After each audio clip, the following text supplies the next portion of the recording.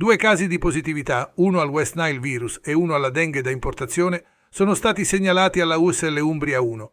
Il primo riguarda un residente di Pozzuolo Umbro, nel comune di Castiglione del Lago. La persona è asintomatica e sta bene. La positività al West Nile è stata individuata attraverso lo screening dei servizi trasfusionali.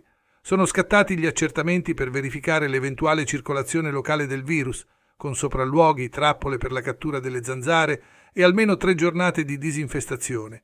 Il secondo caso riguarda un cittadino residente a San Fortunato della Collina, nel comune di Perugia, rientrato da un viaggio all'estero e risultato positivo alla dengue. Non è ricoverato ed è in buone condizioni.